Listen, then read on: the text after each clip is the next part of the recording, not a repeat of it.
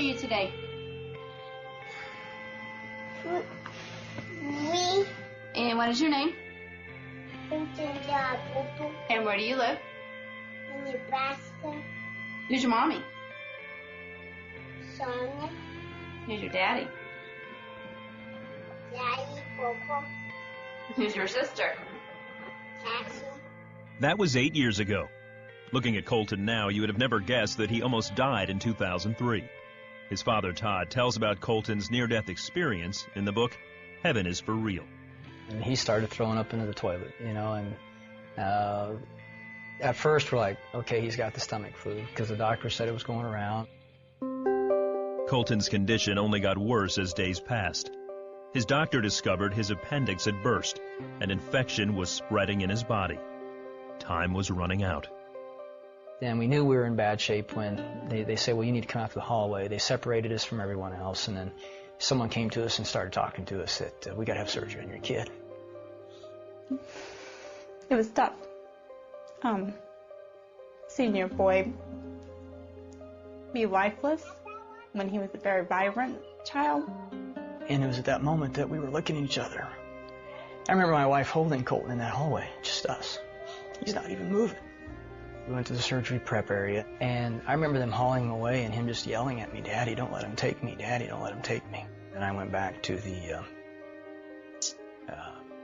pre-op room where we had left some stuff, and I was finally alone, shut the door, and I just broke down and I was mad at God.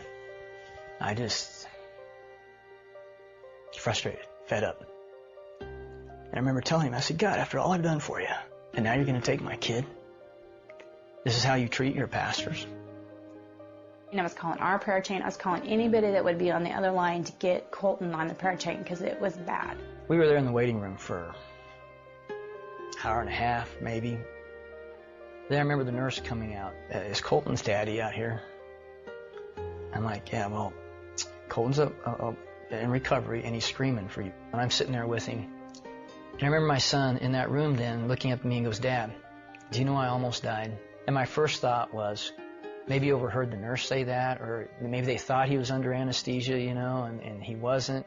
But it wasn't till 4 months after we got out of the hospital that we finally listened to our son. And that's where I got to see heaven. No, Jesus and some angels came and flew me up to heaven. And I said, so Colton, what did Jesus look like? I knew that the first person I saw was Jesus. He was wearing white robes with a purple sash, and he just came down nicely and gracefully.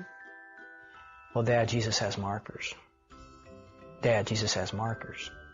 I didn't know what he meant, so I finally asked the right question. Colton, where are Jesus' markers? And he drops his toys down, and he stands up, and he just points, Dad, they were right here. He takes his fingers, points to the palms, then he bends over and touches the tops of his feet and looks up to me. That's where Jesus' markers were, Dad. When I was in the throne room of God to start with, so I got to see what that looked like. I was upset because I didn't know what was happening. What God did is he used people or things that I liked to calm me down. From there on, I felt better. And one day we're traveling together, and he looks up at me and, Dad, you used to have a grandpa named Pop, didn't you? I'm like, yeah, he's really nice. Really? Yeah, you used to play with him as a kid and work with him on the farm and shoot stuff with him. And I'm like, yeah, how do you know that? Well, he told me. A figure came up, and he was Pop. He asked me, are you Todd's son? I said, yes. He said that he was his grandpa, so that's where I met him. Yeah, Pop, I was very close to him, and he was my most significant male role model when I was a kid growing up. But he was killed in a car wreck before I turned 7. I was busy paying bills again, because that's my job, and he came up and told me he had 2 sisters. Well, he had to say it several times before he finally got my attention, and finally I put my stuff down and looked at him and says, what do you mean you have 2 sisters? No, I have 2 sisters. You had a baby die in your tummy. And I just looked at him like, well, how do you know you have 2 sisters? Well, she told me. And then he proceeded to describe her. She looked like Cassie, but she had brown hair. And first time when she saw me, she just came up and hugged me. We knew this was true because he said, she kept hugging me. She wouldn't stop hugging me, Mom, and I didn't like that. Well, I'm not really the hugging type. I had miscarried the weekend of Father's Day weekend, which made it even rougher. And we thought we'd dealt with it. We gotten over, we accepted that the baby had died. But when he said he had 2 sisters, I think I was in shock first and then trying to realize, what is he telling me? And so I knew that he had seen her, and after he described her, and he said, she's just waiting for you guys to come to heaven.